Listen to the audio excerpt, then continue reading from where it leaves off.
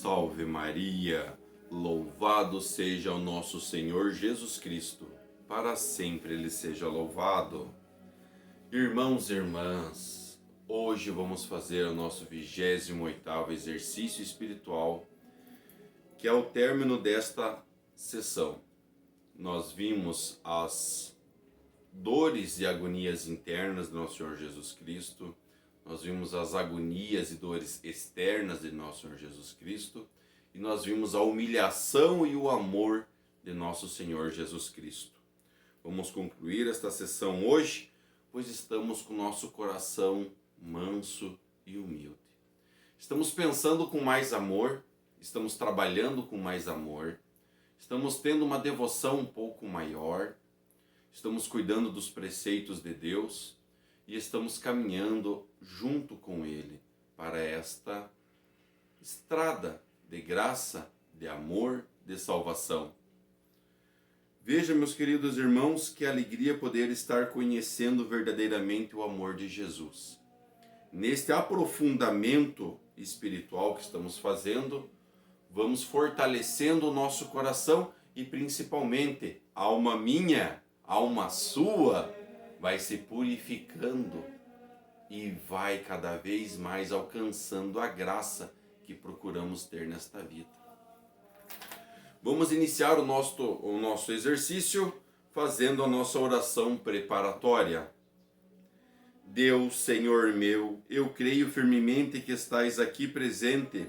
Eu vos adoro, meu Deus, com toda a submissão e afeto do meu coração, e vos peço perdão humildemente por todos os meus pecados. Eu vos ofereço, Senhor, meu Pai, esta meditação e espero que me concedais as graças necessárias para fazê-la bem. Para este mesmo fim, recorro a vós, Virgem Santíssima, minha Mãe, aos anjos e santos, que intercedeis por mim, trazendo-me o que necessito para que esta meditação seja frutífera. Amém. E no 28º exercício espiritual, a conclusão da 4ª sessão e passagem para a via unitiva. E a composição do lugar é o que faremos no prelúdio primeiro. Imagina que vê Jesus no Calvário, pregado na cruz, e no Monte Tabor transfigurado, e ouve a voz do Pai eterno que diz: Este é meu Filho amado, em que pus toda a minha complacência, ouvi-o. Somos levados para 2 instantes da vida de Jesus. Primeiro no Monte Tabor, aonde ele estava, onde tinha de sua companhia Pedro, Tiago e João, e aí ele se transfigura na frente dos discípulos, uma nuvem desce, a voz de Deus é escutada por todos, os discípulos no primeiro momento ficam com medo, né? Depois querem montar tendas para todos ali, pois Moisés e Elias estavam ali com eles também. Então veja, meus irmãos, que momento grandioso. E o segundo momento é lá já no Calvário, Jesus pregado em sofrimento e agonia, e existe, né, e aconteceu o estrondo do céu, a terra tremeu, o céu se abriu, né, ouviu-se em voz de trovão a voz de Deus.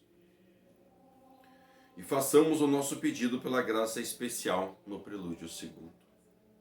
Ó meu Jesus, peço-vos a graça de cumprir tudo o que nos ensinais, com o exemplo e com a palavra. No ponto número 1, verdades que devemos considerar. E aqui estamos, alma minha, chegamos ao ponto mais importante do qual dependem toda a vida espiritual e todo o teu bem. Este é o ponto que devemos trilhar, seguindo os passos de Jesus Cristo, acompanhando-o fielmente e desenvolvendo em nós a paciência necessária para suportar as desolações e aflições de espírito, as dores e os trabalhos corporais, bem como os ultrajes, injúrias, hostilidades e perseguições, não importando de onde venham. Aquele que não tem coragem para seguir este caminho jamais encontrará Deus, e tampouco será capaz de alcançar o seu amor puro e perfeito, que é o objetivo destes exercícios espirituais, para a qual toda a nossa vida deve se dirigir. Medita com atenção sobre as seguintes verdades e decida-te a embarcar neste caminho com um coração generoso ao lado do teu Redentor crucificado, permanecendo com ele quando for do seu agrado. Primeiro, o caminho do sofrimento é o caminho mais nobre que uma alma pode trilhar. Houve dois propósitos pelas quais o Filho unigênito de Deus desceu do céu. O primeiro foi apresentar ao Pai Celestial um sacrifício que lhe prestasse a mais alta honra, digno de sua infinita grandeza, e ao mesmo tempo oferece uma satisfação adequada pelos pecados do mundo, desempenhando o papel de redentor. O segundo foi proporcionar ao homem um modelo de perfeita santidade que deveria aspirar. Qual foi o caminho que Jesus escolheu para atingir esse duplo propósito? Nenhum outro além do caminho do sofrimento, que começou desde o primeiro instante em sua encarnação, no seio de Maria, e terminou apenas com a sua morte. Assim podemos afirmar que este caminho não for o mais nobre. Jesus Cristo, então, não ofereceu aos homens um exemplo de santidade perfeita. E ele apresentou sim, né? Nós vimos com tamanho amor foi desde o início de sua encarnação aqui na Terra, a humildade que Jesus teve, o respeito e a obediência que Jesus teve, e todo o caminho que ele andou, né? Que ele esteve ali junto de nós, tudo aquilo que ele fez, a maneira que ele nos ensinou a amar ao próximo, tudo nele nos mostrou a sermos mais corretos, assim podemos dizer. Podemos dizer então que conhecemos através do caminho do seu sofrimento um amor verdadeiro, um amor terno, um amor seguro. Ali sim podemos encarar Jesus e poder dizer que através dos nossos sofrimentos nós podemos sim encontrar a graça eterna. Segundo, o caminho do sofrimento é o mais vantajoso que uma alma pode trilhar. Não é possível explicar em poucas palavras os frutos preciosíssimos que encontramos no caminho do sofrimento. Mencionarei apenas dois. Sempre que Deus deseja admitir uma alma à sua união e fazê-la participante da doçura de seu santo amor, exige dela duas coisas, principalmente uma pureza perfeita de coração e uma posse perfeita das virtudes. Bem, para alcançarmos essas duas coisas, não pode haver outro caminho mais apropriado que o do sofrimento. Em relação à perfeita pureza do coração, não há menor dúvida de que é obtida por este caminho, porque não encontramos nele nada que satisfaça a alma, além de Deus e seu benaplícito divino. Ele aprende gradualmente a se desapegar de todas as criaturas e a desprezar qualquer satisfação e consolo sensível, voltando todos os afetos do seu coração para o sumo bem, o único no qual pode encontrar tudo o que pode satisfazer seus desejos. Veja, irmãos, o caminho do sofrimento é o mais vantajoso que uma alma pode trilhar. Sim, sabe por quê? Porque o autor quer nos dizer, Santo Inácio, que devemos de fato nos desapegar das coisas do mundo. Desapegar a um ponto em que não devemos desejar com tanta necessidade as coisas que tem no mundo. porque senão nossa alma não se encontra. Às vezes desejamos ter nossa casa própria, e sim, nós vamos trilhar um caminho de sofrimento, às vezes pagando aluguel, às vezes tendo que economizar para juntar o dinheirinho para dar entrada na casa. Então ele é um sofrimento, e a graça vai ser Deus nos contemplar com a casa. Nós fazemos a nossa parte, e Deus vem ao nosso encontro com a graça que ele precisa. Vejamos um pequeno exemplo que foi nas bodas de Caná onde Jesus estava. Jesus podia ter enchido aquelas talhas com o vinho? Poderia, era só ter feito assim e encheria. Mas como que Deus age na nossa vida? Nós sofremos até o ponto que não conseguimos mais, e aí Deus vem ao nosso alcance. Então nós trabalhamos até onde nós podemos chegar, e aí Deus vem e nos completa. Aquele povo nas bodas de Caná, o que eles tinham? Não tinham mais vinho, mas o que eles tinham para oferecer? A água. Então eles chegaram com a água, Deus a transformou em vinho. Veja, queridos irmãos, a nossa vida, nós precisamos de certas coisas do mundo para poder viver. Sim, nós precisamos ter o dinheiro, nós precisamos trabalhar e precisamos pagar nossas contas. Precisamos comprar nosso alimento, precisamos pagar pela luz, pela água, pelas nossas roupas, precisamos pagar por isso. Mas não precisamos ter a soberba de ter 4, 5 guarda-roupas cheios de roupa, né? De ter uma casa mais iluminada do que um farol, né? De ter o melhor carro do mundo por pura ostentação, não por necessidade. Isso que nós temos que desapegar. Senão a gente começa a nos apegar a essa vida de vantagens, de gostos, de prazeres ali no mundo, que não é um sofrimento, e sim é somente um prazer. Continuando. Trilhando esse mesmo caminho também se alcança a posse perfeita das virtudes. Durante o sofrimento, a alma não pode exercer seus atos sem empreender um esforço extraordinário e heróico, com o qual triunfa sobre as inclinações perversas que se opõem a ela. Isso permite que as virtudes se enraizem ainda mais no seu coração, adquirindo um novo brilho e aperfeiçoamento. E por isso que somente as almas que trilham este caminho do sofrimento alcançam mais rapidamente uma união profunda e íntima com Deus. Terceiro, o caminho do sofrimento é o mais seguro que uma alma pode trilhar. Houve algumas almas que foram agraciadas e iluminadas por Deus com um entendimento sublime e consolações espirituais extraordinárias, as quais pareciam ter alcançado no auge da santidade, levando uma vida praticamente mais angelical que humana.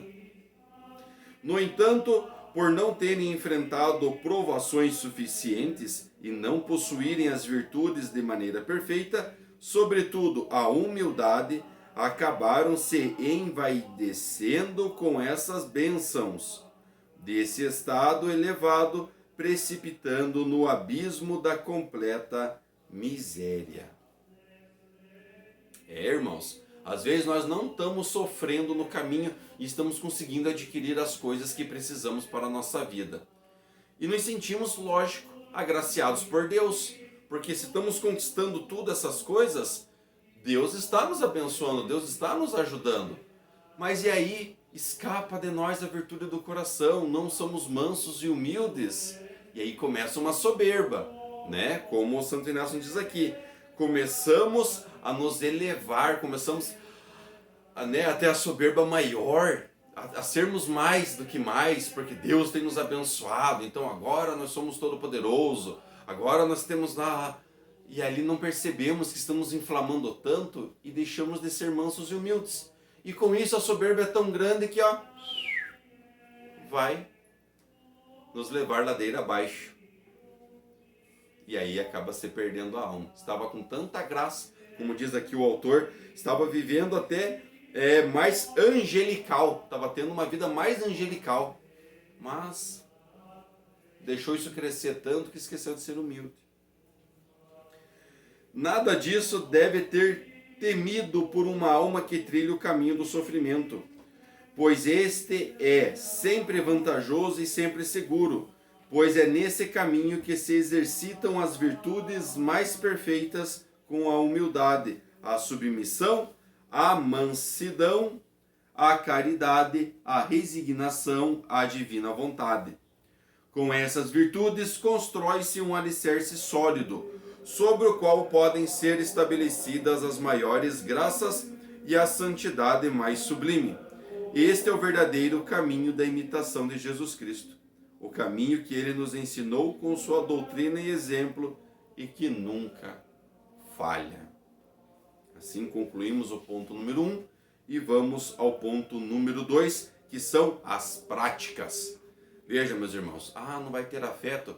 Não vai, porque este exercício é o término de mais uma sessão do que nós vimos nos últimos exercícios. Então é um complemento para que possamos caminhar e entender um pouco mais sobre como foi esta caminhada dos últimos exercícios que praticamos.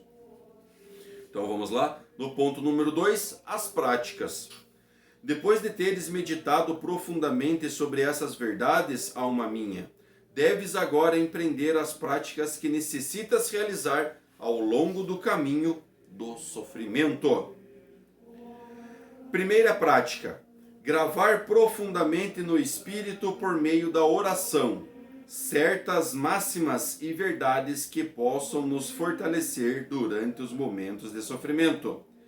Estas, por exemplo, podem ser: primeiro, jamais sofrerei o bastante para compensar a grandiosidade de adquirir Deus. Afinal, mesmo que suportasse todas as dores imagináveis por 1000 anos, isto seria insignificante diante deste bem. Segundo, nunca sofrerei o quanto mereço pelos meus pecados, e por mais que sofra, nunca será um inferno de tormentos, o que de fato mereço. Devemos meditar estas verdades com grande frequência e atenção, até que se tornem familiares em todos os aspectos e sejam sempre presentes em nossa consciência com todas as situações possíveis. Então veja aqui, meus irmãos, nem todo o sofrimento que eu passe nesse mundo pode ser o grandioso o suficiente para encontrar a graça. E também eu nunca vou sofrer o suficiente às vezes para os pecados que cometi. Por isso o sacramento da reconciliação. Buscar um sacerdote, fazer o exame de consciência e pedir perdão pelos seus erros. Segunda prática: suportar em silêncio as dificuldades banais e cotidianas, e assim recobrar o ânimo, estando preparado para enfrentar outras dificuldades maiores. Nessas ocasiões, é apropriado agir da seguinte maneira: primeiro, ter em mente as máximas que foram aqui tratadas. Segundo, apresentar a Deus as situações em questão com uma intenção sincera e com um ato cheio de caridade e fervor. Terceiro, manter em silêncio perfeito, sem proferir uma única palavra de queixa, qualquer que seja. Ou seja, irmãos, nesta atitude, nesta prática, acreditar no máximo da oração, acreditar que se você está fazendo exercício, está acreditando na palavra que aqui foi escrita, que está sendo professada, acreditar na sua fé. No momento de dificuldade, se fortalecer na oração. E principalmente na hora da ofensa, silenciar. Se você foi ofendido, não retrucar com uma ofensa. Lembra que nós vimos nos exercícios anteriores. Se alguém te dá o mal, retribua com o bem. Não retribua o mal com o mal, mas sim com a bondade. Então, esse silêncio no coração. Não caminhar pecando. Terceira prática: nas longas e penosas adversidades, oferecer-se a Deus como uma hóstia. Olha que lindo, se oferecer como uma hóstia consagrada. E para isto é necessário, primeiro, começar desde amanhã, resignar-se perfeitamente à vontade de Deus e às suas divinas disposições, e reforçar essa resignação ao longo do dia. Levantar e agradecer a Deus, fazer sua oração matinal. Neste exercício estamos fazendo, né? todo dia quando acordamos, primeiro ato do dia, uma oração bem específica para esses exercícios. Mas levanto, agradeço a Deus pelo dom da vida. Sair de casa, agradeço por poder ter um carro, ter uma condução, poder ter um emprego. Sempre estar agradecendo a Deus. Agradecer o alimento. Segundo, oferecer a Deus em todas as horas as dificuldades suportadas com pureza de intenção e fervor de caridade. Estou indo atrasado. Meu Deus, tem um caminhão na minha frente. Mas vai que se eu fosse na frente desse caminhão, eu poderia sofrer um acidente. Minha nossa, eu estava saindo de casa, mas esqueci a minha carteira. Aí eu volto para casa, quando eu pego e volto. E vai que naquele momento Deus te evitou de uma desgraça muito maior e te fez voltar para casa. Terceiro, nunca reclamar das disposições de Deus, nem de ninguém. Ou seja, está chovendo, mas que droga, está chovendo. Pelo amor de Deus, não vamos reclamar da natureza. Está chovendo e tantas pessoas precisam dessa chuva. Agora porque você vai se molhar um pouco para sair até chegar no carro ou até chegar ao ponto de ônibus, aí virou uma desgraça. Você vai embarrar o teu sapato? Não. Quarto, praticar esses atos com humildade, paciência e total confiança em Deus, esperando pelo tempo que Ele estabeleceu para nos libertar.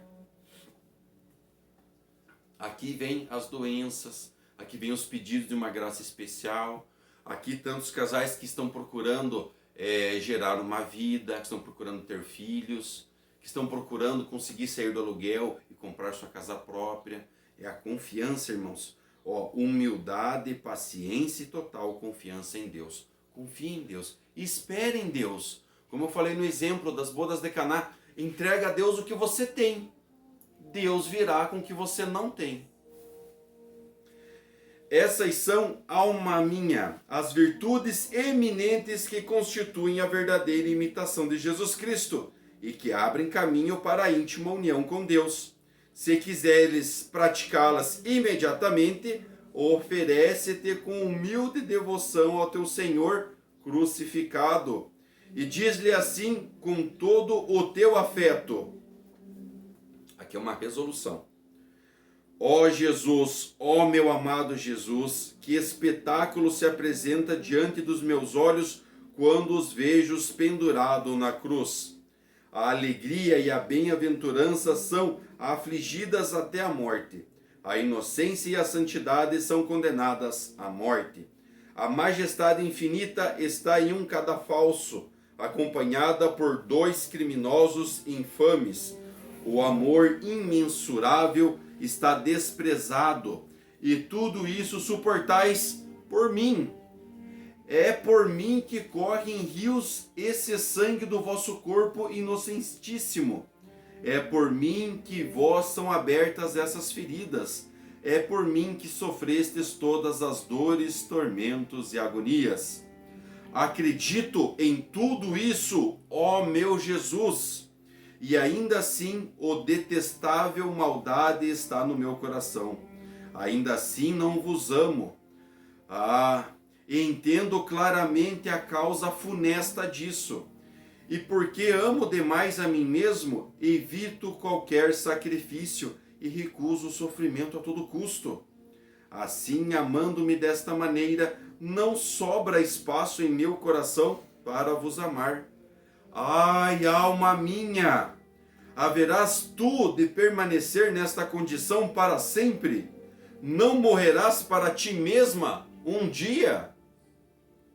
Não te decidirás finalmente a sofrer por teu amor crucificado? Ai de mim, meu Deus, que vida vergonhosa seria esta! Mereci ser queimado em um fogo eterno, porém não quero sofrer um mísero desconforto. Mereci viver em um desespero eterno lá nas profundezas do inferno, e não quero suportar uma desolação passageira de espírito. Mereci ser odiado eternamente pelas criaturas, e não quero sofrer um leve desprezo. Mereci viver na eterna companhia dos demônios e condenados, e não quero suportar a fraqueza de meu próximo, embora possa ser inocente. Como isto é vergonhoso para mim, ao mesmo tempo que ingratidão para convosco, ó meu Jesus. Bendito sejas, pois agora, iluminado por vossa graça, reconheço o mal que fiz até aqui e invoco o céu como testemunha da dor que sinto pela minha tibieza passada e da resolução que tomo de querer seguir fielmente aos vossos passos. Ó meu Jesus, fortalecei-me. Pai nosso que estais no céu, santificado seja o vosso nome. Venha a nós o vosso reino. Seja feita a vossa vontade, assim na terra como no céu. O pão nosso de cada dia nos dai hoje. Perdoai as nossas ofensas, assim como nós perdoamos a quem nos tem ofendido. E não nos deixeis cair em tentação, mas livrai-nos do mal. Amém. Ave Maria, cheia de graça, o Senhor é convosco. Bendita sois vós entre as mulheres, e bendito é o fruto do vosso ventre, Jesus. Santa Maria, Mãe de Deus, rogai por nós, pecadores, agora e na hora de nossa morte. Amém. Muito bem, queridos irmãos e irmãs, concluímos o nosso 28º exercício. E aqui nós vemos no término desta sessão que mesmo nós, às vezes, tendo uma tibieza, tendo uma vontade de pecar, pedimos: Jesus, fortalecei-me. Sim, Jesus disse a seus apóstolos: vocês acham que eu vos perdoei e só por causa disso vocês nunca mais iriam pecar? Sim, nós somos fracos para pecar. E às vezes são pecados leves, né? Lembra dos pecadinhos pequenininhos que vão juntando como pedrinhas no nosso bolso? Sim, está fácil ali. E a tibieza já vem, lógico, para quê? Para nos tornar um pouco mais fracos. A tibieza não é um pecado mortal, mas ela nos leva a querer desejar, nos leva por caminhos mais, mais facilzinhos ali para nos chegar ao pecado. Por isso, irmãos, que aqui neste exercício de hoje é principalmente focar na fé, focar na palavra de Deus, focar na oração, sobre a tentação e principalmente sobre o sofrimento, focar na oração, fortalecer na oração, crer nas palavras que aqui estamos vendo, porque tudo que aqui está dito vem de Deus. Então precisamos crer fielmente nesta devoção e se fortalecer em Jesus Cristo. E vamos à conclusão da nossa meditação, fazendo a nossa ação de graças. Dou-vos graças, meu Deus, pelos bons pensamentos, afetos e inspirações que me comunicastes nesta meditação. Oferecimento. Ofereço-vos as intenções que nela formei e peço-vos pela graça eficaz para colocá-las em prática.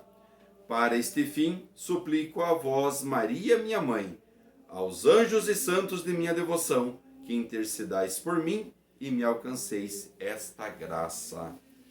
Amém. O Senhor esteja convosco. Ele está no meio de nós. Pedimos então a intercessão do Sagrado Coração de Jesus, que é manso e humilde, que interceda por todos nós. E pedimos pela sua graça ao Pai Celestial, que abençoe vossas casas, vossos lares, vossas famílias, vossos locais de trabalho, o vosso coração e vossa alma, com a bênção de Deus Todo-Poderoso. Ele que é Pai, é Filho e é Espírito Santo. Amém.